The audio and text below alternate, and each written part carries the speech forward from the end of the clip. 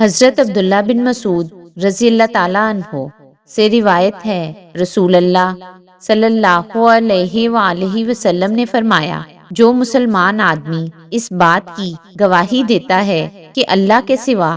کوئی معبود نہیں اور میں محمد صلی اللہ علیہ وآلہ وسلم اللہ کا رسول ہوں، اسے قتل کرنا حلال نہیں سوائے 3 افراد کے: جان کے بدلے میں جان، شادی شدہ زانی، اور اپنے دین کو چھوڑ کر مسلمانوں کی جماعت سے الگ ہو جانے والا۔ حضرت عبداللہ بن عباس رضی اللہ تعالیٰ عنہ سے روایت ہے، رسول اللہ صلی اللہ علیہ وآلہ وسلم نے فرمایا، جو شخص اپنا دین بدل ڈالے اسے قتل کر دو۔ حضرت بحس بن حکیم رحمت اللہ علیہ اپنے والد حضرت حکیم بن معاویہ رحمت اللہ علیہ سے اور وہ ان کے دادا حضرت معاویہ بن حیدہ کشیری رضی اللہ تعالیٰ عنہ سے روایت کرتے ہیں، رسول اللہ صلی اللہ علیہ وآلہ وسلم نے فرمایا، اللہ تعالیٰ اس مشرک کا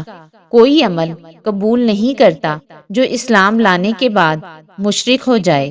حتیٰ کہ وہ مشرکوں کو چھوڑ کر مسلمانوں سے آ ملے۔ حضرت عبداللہ بن عمر رضی اللہ تعالیٰ عنہ سے روایت ہے، رسول اللہ